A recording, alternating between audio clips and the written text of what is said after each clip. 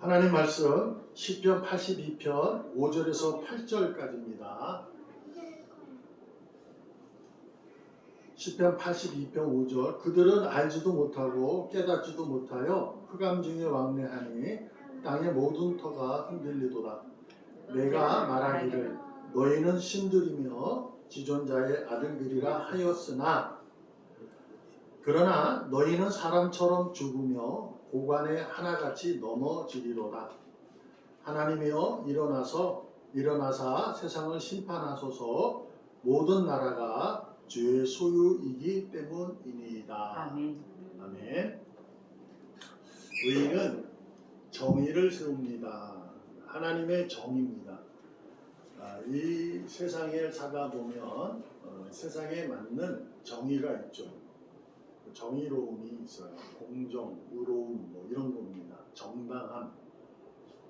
그것이 이제 하나님의 정의가 의인은 세우게 됩니다. 오늘 우리가 좀 이제 살펴볼 것은 사람은 누구나 살면서 실수하고 잘못을 하게 됩니다.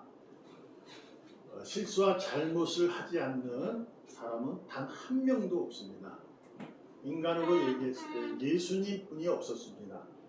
그리고 그 외에는 다 실수하고 잘못을 합니다. 그래서 우리가 실수와 잘못은 할 수는 있지만 그 실수할 잘못을 계속 똑같은 것을 반복하면 그것은 잘못과 실수가 아니라 죄가 될 수 있습니다. 그래서 오늘 우리가 이제 그거에 대해서 신앙의 실수와 잘못에 대해서 우리가 생각하는 법을 그것을 좀 은혜를 나누려고 합니다. 요즘에 그 찬양 중에 원하고 바라고 기도합니다라는 찬양이 있어요. 제목이 그래요. 거기에 가사 내용이 이런 가사가 있습니다. 하나님의 꿈이 나의 비전이 되고 예수님의 성품이 나의 인격이 되며 성령님의 권능이 나의 능력이 되기를 원하고 바라여 기도합니다. 그런 내용이거든요. 그 찬양이 있습니다. 조금 전에도 제가 들어와서 오늘 멈췄을 때 그 찬양이 나오더라고요. 그래서 여러분이 원하고 바라는 것이 기도하는 내용이 하나님의 꿈이 여러분에게 비전이 되고 예수님의 성품으로 여러분의 인격이 형성되고 성령님의 권능으로 여러분의 능력된 삶을 살아감으로 여러분은 하나님의 정의를 세워 나가기를 축복 부탁드립니다. 자, 그러기 위해서는 무엇보다 오늘 본문의 기자 시편 기자가 외쳤던 8절입니다. 하나님이 일어나사 세상을 심판하소서. 모든 나라가 주의 소유입니다. 이렇게 합니다. 이 믿음의 확신이 여러분에게 있기를 소망합니다. 이것은 바로 하나님의 꿈이 여러분에게 소망이 되는 거고 비전이 되는 거고 그 예수님의 인격이 여러분의 인격이 됩니다. 성의 권능이 이제 여러분의 능력이 되는 거예요. 자, 왜 이런 고백을 했을까? 그것은 이제 시편 기자가 큰 나라들, 그러니까 세상의 왕들, 고관들 있어요. 그들이 힘이 셉니다. 그들의 횡포라 그러면 안 될 수 있어요. 왜냐하면 의인들의 입장에서는 횡포를 할 수 있지만 그들은 횡포가 아니라 그것이 다스림이니까. 어찌됐든 그 세상이 힘을 가지고 의인을 어렵게 만들고 힘들게 만드는 상황에 왕성한 거예요. 지금 막 그런 상황이 이루어지고 있는 거예요. 그래서 너희들이 크다고 생각하지만 그러나 넘어질 것이다. 넘어지로다는 7절에 아직 넘어지지 않은 거예요. 그렇잖아요.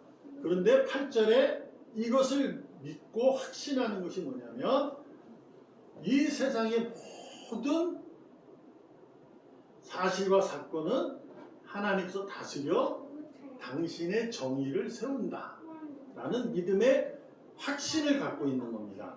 그래서 그는 지금 당장 자신에게 있는 어려움과 힘든 고난 속에서도 이 고난이 멈추지 않는다 해도 당신이 이루실 정의인 줄 내가 믿습니다 라는 거예요.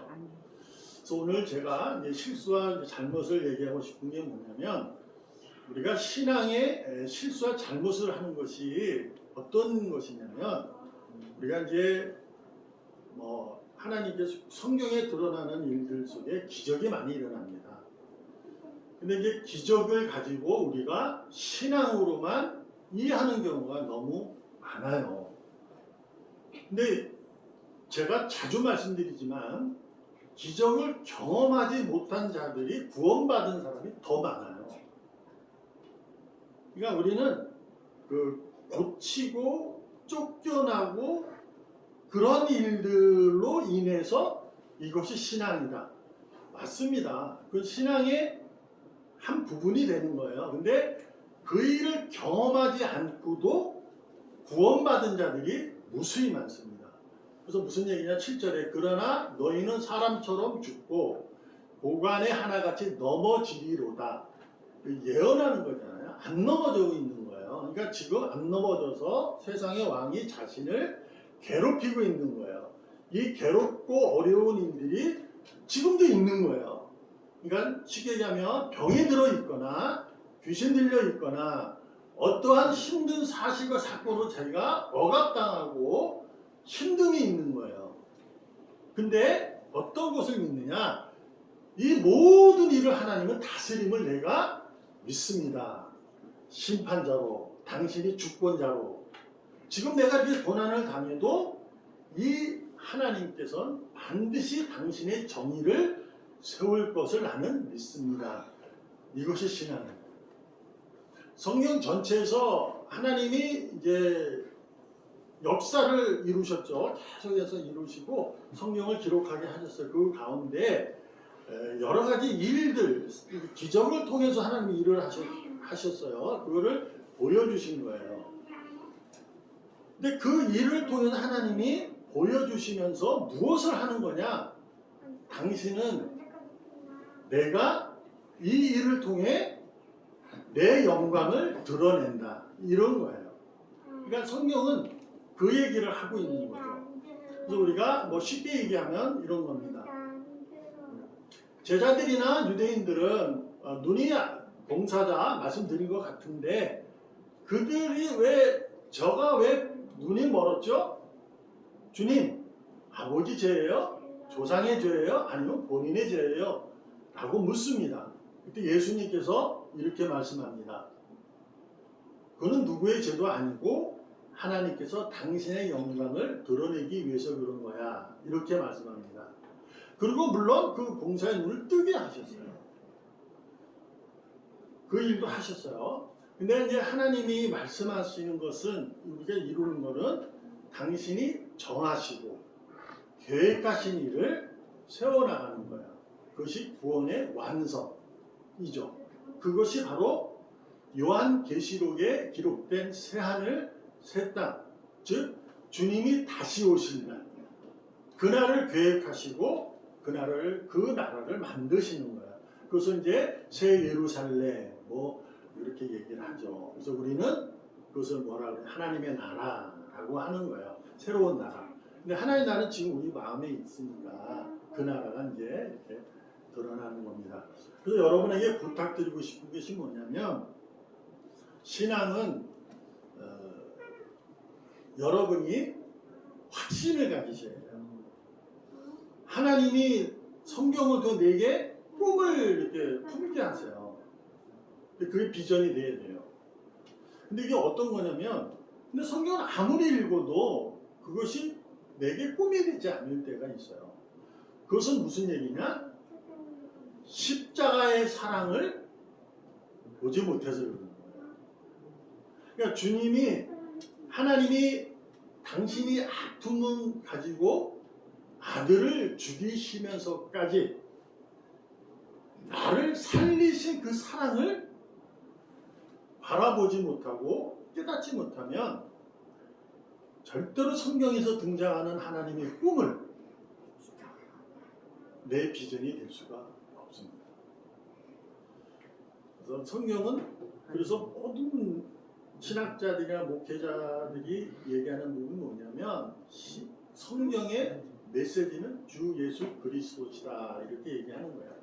그러니까 주 예수 그리스도의 십자가의 사랑 그것이 깨닫지 못하면 자꾸 곁길로 가는 거예요. 그래서 예수님이 죽지 않고 계셔서 오셔서 능력을 발휘할 때 계속 유대인들은 기적을 원했던 거예요. 당신이 하늘에서 내려왔다면 당신이 정말 하나님의 작정한 그리스도라면 보여달라는 거죠. 그 징표를 보여달라는 거예요. 예수님은 한마디로 정리를 하는 거예요. 요나에 나타난 기적 3일 만에 이렇게 큰 물고기 배 안에다 나타난 기적 그 외에는 없다. 그것이 바로 십자가거든요. 그래서 바울은 여러분도 알다시피 제가 이제 천주교 신자하고 이렇게 얘기를 나누다가 그 얘기를 하더라고요. 천주교 신자가 바울도 사람을 생명을 살렸어요. 성경에 있잖아요. 그래 예수님하고 동일하다는 거죠. 그래서 베드로 성당, 베드로 성당에 대해서 그렇게 크게 얘네들이 갖고 있는 거예요. 그러나 예수님은 기적을 베풀어 오신 분이 아니에요. 하나님이 이루실 정의를 스스로 드러내시는 거예요. 십자가로. 그래서 오신 거거든요. 그 사랑을 주님이 말씀하고 있어요. 여러분과 제가 실수하지 말아야 할 것은 바로 그런 신앙을 있는 걸 믿습니다. 그러니까 내게 어려움이 있으면 힘듦이 있으면 제가 말씀드리죠. 그것이 하나님의 선물이라는 것을 깨달으셔야 돼요. 하나님의 선물이라는 것을 아셔야 돼요. 내가 지금 이 어려움이 있으면 이게 하나님의 선물이다. 이렇게 돼요. 그래야 십자가의 사랑이 뭘로 보여요? 십자가의 죽음의 그 아픔과 고통이 새롭게 보이는 거야. 능력으로 보이게 되는 거야. 그래서 내 힘듦이 있을 때 선물로 되면 거기서도 놓치지 않는 것이 뭐냐면 신앙으로 하나님의 정의를 세워나가요. 자, 그러면 이제 우리가 질문을 많이 하죠. 그럼 도대체 신앙 아픈 사람이 구하는 건 잘못이라는 게 아닙니다.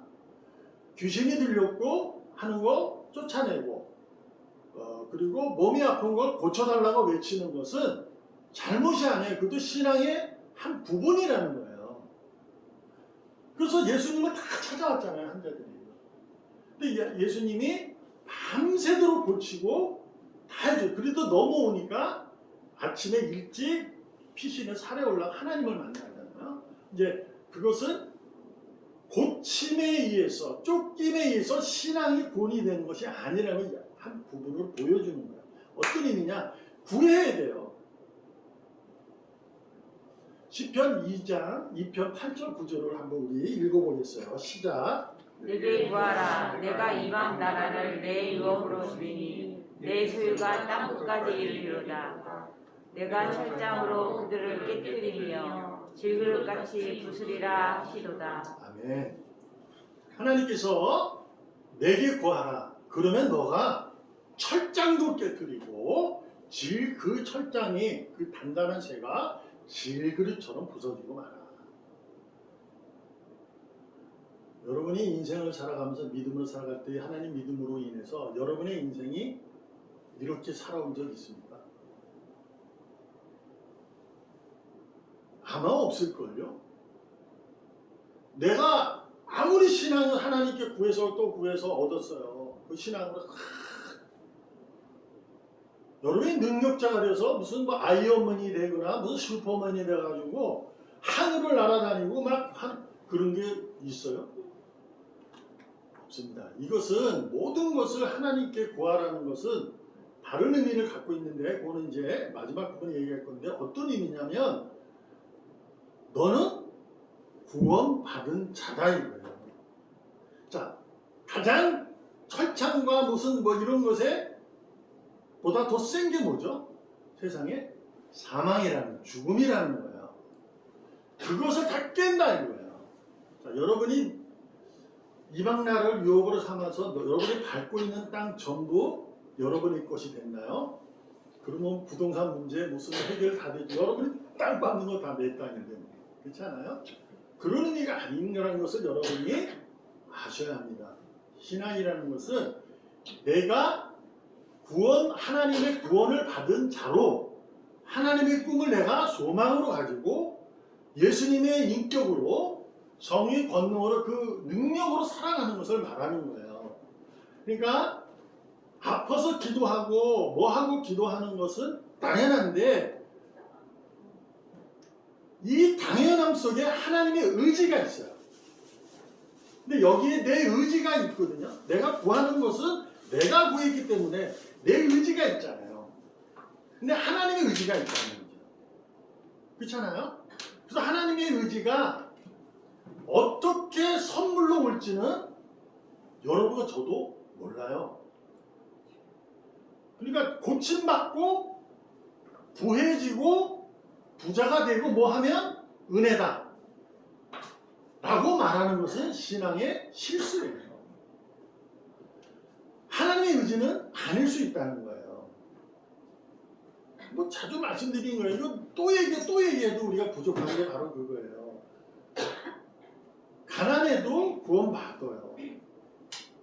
그건 하나님의 의지 속에 이루어지는 거예요. 자, 여러분에게 이제 한번 같이 은혜를 나누는데 하나님은 세상을 다스리는 줄을 지난주에 같이 은혜를 나눠서 믿을 줄을 믿습니다. 하나님이 다스려요. 하나님이 통치하셔요. 자, 그러면 하나님 통치는 어떨 것이냐? 세상에는 우리가 이해를 하듯이 악인과 의인으로 구분할 수 있어요. 딱 이게 흑백으로 딱 논리적으로 딱 할 수 있어요. 근데 이게 한번 생각해봐요. 의인을 통해서 하나님이 당신의 정의를 세워요. 첫 번째가 뭐냐면 하나님은 의인을 더 의롭게 사용하여 하나님이 생각하시고 있는 그 의지를 통해 당신의 정의를 세웁니다. 두 번째는 뭐냐면 불의한 자를 불의를 통해서 하나님의 정의를 세워요. 성경에 등장하는 거잖아요. 이스라엘 그 히브리 민족을 억압했던 애굽의 바로 왕의 그 횡포를 통해서 억압을 더 하나님은 이루셨잖아요. 그렇죠? 그거예요. 그리고 세 번째는 어떠한 경우가 있냐면 이제 불의한 자를 의로운 자로 바꿔서도 하나님이 정의를 세워가는 것을 우리가 보게 돼요. 성경에 등장하는 인물들 중에 믿지 않다가 하나님 믿게 되는 인물이 있고 이것은 아마 우리끼리도 지금 우리끼리도 있죠. 신앙이라는 것은 내가 있었는지 없었는지 모르지만 어느 순간 내가 신앙을 가지게 되는 경우가 있잖아요. 그렇게 말하는 거죠. 이런 세 가지가 있습니다. 자, 그러면 여러분은 나는 이 세 가지 중에 어떤 방법에 의해서 내가 이루어진 자일까라고 생각해 보면 여러분은 다 첫 번째입니다. 의인입니다. 의롭게 하나님이 여러분을 통해서 하나님의 정의, 당신이 계획하신 일을 세울 줄로 믿습니다. 자, 그러면 이제 생각해 보는 거예요. 여러분의 지금 일들이, 여러분의 닥쳐진 일들이 있어요. 하나님의 방법을 사용합니까? 인간의 방법을 사용하고 있습니까? 내가 하는 그 일이, 내가 하는 그 방법이 하나님의 방법입니까? 인간의 방법입니까? 아마 대답 못할 거예요. 왜요? 하나님의 방법이 모르니까. 그렇지 않아요? 지금 내가 그 일이 있어요. 이 해결할 수 있는 일을 하나님이 다스렸을 때 통치하면 무조건 정에 세워지는 건데 내가 지금 그 방법을 모르니까 뭐예요? 내가 최선을 다해서 뭘 하잖아요. 그것이 하나님의 방법이냐 내가 인간의 방법이냐고 물어볼 때 여러분은 의인이에요. 그럼 이게 뭘까? 그런 거 뭘까? 질문하지 말고요. 여러분이 하고 있는 그 방법을 최선을 다해서 하시기 바랍니다. 하나님의 방법인지 인간의 방법인지를 물어보지 마시고 여러분이 닥친 일 중에 그 일을 최선을 다해서 하는 거예요. 내가 의인인데도 옆 사람이 의인이 너 그거는 믿음의 삶 방법이 아닌 것 같아 할지라도 하세요. 왜냐하면 나로서는 그게 최선의 방법이니까. 그렇지 않아요? 자, 하나님께 구해요. 안 돼. 자, 그러니까 내가 하여튼 방법을 동원해서 하잖아요. 하셔야 돼요. 왜요? 의인은 반드시 정의를 세우기 때문에.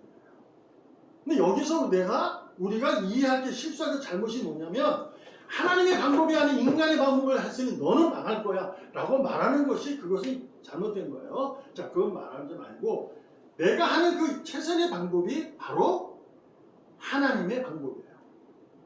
에모스라는 분이 이런 말을 해요. 내 운명은 내 마음 먹은 대로 된다. 믿습니까?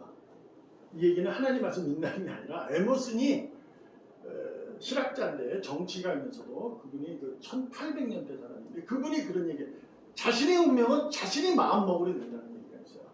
자, 우리가 인생을 살아가면서 많은 교훈을 얻고 강의를 들었을 때 하나님을 배제하고 그러니까 믿음이라는 걸 배제하고 듣는 많은 교훈들이 다 인간의 방법이에요. 잘못된 걸까요? 아니에요. 그것이 우리가 내게 지식이 되고 그것이 나의 삶의 원천이 돼서 나도 그 일을 최선을 다해서 하는 거예요. 그래서 여러분이 각자 맡겨진 일에 여러분은 자신의 일을 최선을 다해 살잖아요. 여러분이 꼭 믿음대로 살아요? 내가 그 일할 때 꼭 믿음 가지만 해요? 거짓말도 좀 하고 사실이 아닌 거 거짓말이라면 죄가 참 아니고 좀 이렇게 해서라도 하고 뭐 그런 거 있잖아요. 하셔야 돼요. 자기의 일을 최선을 다해서 하셔야 돼요. 왜요? 말씀 우리가 고백했던 시편 2편은 왕으로서 내가 왕으로서의 그 고백이거든요. 그거예요. 우리는 힘 있는 사람이에요. 의인은 능력 있는 사람이에요. 그래서 내가 하는 일은 능력에 의해서 그 일이 최고로 잘 될 줄로 믿습니다. 그런데 아주 중요한 게 있는 거예요. 그래서 실수와 잘못을 내가 반복하지 말자고 하는 얘기는 어떤 거냐면 8절에 오늘 본문의 8절. 하나님이 일어나사 세상을 심판하소서. 하나님이 심판자라는 것을 여러분이 무엇보다 먼저 확신을 가지셔야 돼요. 그분이 모든 나라의 주인이라는 사실이 주권자임을 내가 확신할 수 있어야 돼요. 의인으로서의 가진 믿음의 확신입니다. 이것이 우선이에요. 그것이 하나님의 꿈이 내 비전이 되는 거예요. 그분의 능력이 그분의 권능이 내 능력이 되는 거예요. 이거 배제하고 나서 내가 하는 방법은 인간, 세상의 방법일 수 있어요. 하나님이 정의를 세워 그것을 쳐낼 수 있어요. 그러나 의인이 하는 방법은 하나님께서 반드시 세워갑니다. 근데 우선하는 게 뭐다? 그분을 주권자, 심판자로 그리고 구원자로 여러분이 먼저 확인되어지고 확신이 되어야 될 줄로 믿습니다. 이 확신을 가지고 내가 하는 일에 최선을 다하면 하나님께서 일하시는 거예요. 자, 믿음의 선배님을 다 보세요. 지난주도 말씀드렸지만 아브라함은 수태 하나님 앞에 부름을 받아서 진짜 믿음으로 나아갔지만 그 몇 년 동안을 세상의 방법을 동원해서 하나님의 일을 하나님의 방법을 그릇되게 합니다. 근데 하나님이 절대로 그걸 내치지 않아요. 왜요? 당신이 선택한 사람이기 때문에. 하나님은 한 번 선택한 자는 절대로 버리지 않습니다. 그래서 그가 인간의 실수와 잘못에 의해서 잘못을 해서 하나님이 버리지 않아요. 늘 말씀하시죠. 꿈에 나타나셔서 자 봐라. 또 한 번 해요. 그런데도 뭐 해요? 또 실수해요. 또 잘못해요. 근데도 하나님은 뭐라 하지 않아요. 마지막으로 이삭을 주시고 야 내게 바쳐. 그러지 않아요. 그때 바칩니다. 아브라함이. 그건 실수가 아니에요. 여기에는 이제 믿음의 확신을 가진 거예요. 그분의 구원자, 심판자, 주권자를 확신하고 칼을 들어 자기 아들 하나님이 약속의 자녀라고 그 아들을 통해서 이스라엘 민족의 복의 근원을 만들겠다 그 아들을 치려고 합니다. 그때 하나님이 막죠. 됐다. 이제 네가 나를 경외하는 줄 안다. 여러분이 하는 일이 실수 있고 잘못할 수 있어요. 이것이 인간적인 방법, 믿음의 사람이 봤을 때 잘못일 수 있어요. 그러나 하나님은 그거를 존중하고 사랑하기 때문에 내버려 두십니다. 그러나 하나님이 어떻게 하신다? 의로운 자는 의로움을 더 의롭게 해서 이용하시지만 의로운 자가 불의한 일을 하게 되잖아요. 그러면 불의를 통해서도 하나님 정의를 세우는데 그 불의를 어떻게 바꿔가면서 하는 거예요. 근데 그 일을 누가 하신다? 하나님이 하신다. 그러니까 내가 그 일을 할 때 하나님이 내게 가만히 계시면서 이렇게 이제 알려주셔요. 그래서 자신이 계속 그 일을 하다가 고쳐집니다. 방향을 틀게 되기도 하고 목적을 달리하게 됩니다. 십자가의 사랑을 알게 돼서. 그래서 그 바꿔지고 이런 것은 제가 어떻게 설명할 수 있는 부분은 아니에요. 여러분 모두에게 그런 방법이 동원될 것이다. 하나님 이렇게 방법을 맞추실 것이다. 라고 말할 수는 없어요. 제가 하나님이 아니시기 때문에. 근데 하나님은 그렇게 해서라도 합니다. 왜? 불의한 자도 의로운 자로 만들어 세우시는 분이니까. 불의한 자가 우리가 한 명을 기억하면 고넬료를 이해할 수 있어요. 고넬료를 베드로에게 야 가서 축복하라 그러니까 안 가요. 그래서 하나님한테. 왜? 그는 이방 사람이잖아요. 로마 백부장이에요. 로마는 그 당시에 세상의 힘이에요. 근데 고넬료는 겸손한 자로 바뀌었어요. 왜 그랬을까? 그는 어제까지는 로마의 권력이 세상에서 최고인 줄 알았는데 결국 넘어진다. 하나같이 넘어질 것이라는 걸 믿었던 거죠. 근데 영원하신 하나님의 능력을 믿어서 그는 바뀐 거예요. 그래서 하나님이 고넬료를 가서 축복해. 성령을 임하게 하라. 근데도 안 간다고 손살을 쳤지만 결국 가게 되잖아요. 그렇게 하나님은 사용하시는 거예요. 그러니까 여러분이 하는 일에 여러분이 주어진 일에 부끄러워하지 마세요. 지금 하는 일. 창피하지 않아요. 가장 먼저가 뭐냐면 내게 일어나는 일들이 하나님의 선물이라는 것을 인정하는 것이 가장 먼저예요. 왜? 그분이 주권자니까. 그분이 이 나라의 모든 나라의 소유자니까 내게 준 환경은 그분의 계획이 있다는 거예요. 그걸 믿으시고 그걸 인정을 내가 먼저 해야 돼요. 그래서 내가 일어나는 일들이 주변 사람들이 봤을 때 창피하고 부끄러움을 갖기 시작하는 한 자꾸 자기가 움츠려들어요. 그러실 필요 없어. 왜? 의인은 반드시 정의를 세우기 때문에. 여러분은 하나님이 세우셔서 여러분을 통해 당신이 정한 정의를 세우는 줄로 믿습니다. 그만큼 여러분은 하나님에게 가장 필요한 사람일 줄로 모릅니다. 그렇잖아요? 가장 존중받고 하나님을 가장 기뻐하고 하나님이 가장 사랑하는 자라는 거예요. 이것을 잊지 마시고 여러분은 최선을 다하세요. 그러나 실수와 잘못은 할 수 있지만 반복함보다 죄일 수 있으니까 내가 하는 실수, 잘못을 내가 이거 실수였구나. 이걸 깨닫는 시간이 오래 걸리는 사람이 있고 안 걸리는 사람이 있어요. 그러니까 그걸 깨닫을 때까지 하나님은 내버려 두고 계시거든요. 하나님 어떤 방법을 동원할지 모르지만 반복하지 마시고 죄가 되지 않고 의인으로서 살아갈 수 있도록 하시기 바랍니다. 그러기 위해서는 어떻게 해야 되느냐. 그래서 하나님을 늘 가까이 하는 자가 됩니다. 하나님께 늘 가까이 가셔야 됩니다. 왜요? 말씀드렸다시피 오늘 내게 일어나는 일들이 오늘 해결되지 않고 내일 해결되지 않고 모레 해결되지 않고 한 달 후에 해결되고 1년이 해결되지 여러분 압니까? 몰라요. 그래서 오늘 우리는 오늘도 하나님을 가까이 가는 자가 되어야 합니다. 주님이 말씀하셨어요. 내가 올라간다. 다시 이렇게 올 거다. 제자들은 언제 다시 오시겠습니까? 예수님이 나도 몰라. 그것만이 아셔.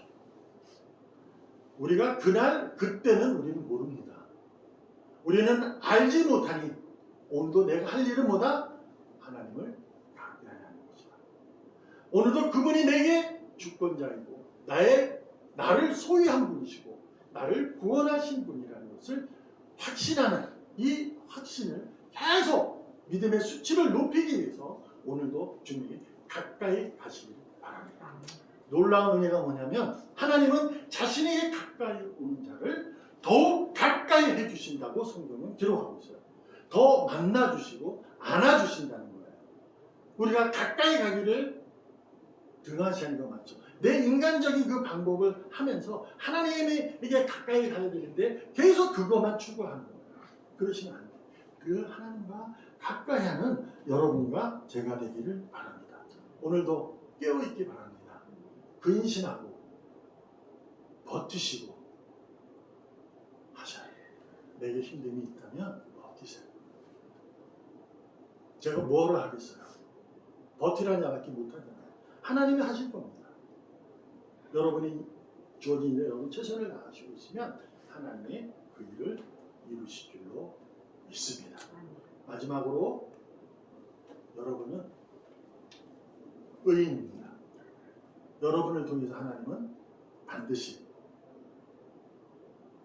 보상하시고 더 좋은 것으로 채우시고 나타내시고 이루실 것을 주님의 이름으로 축복합니다.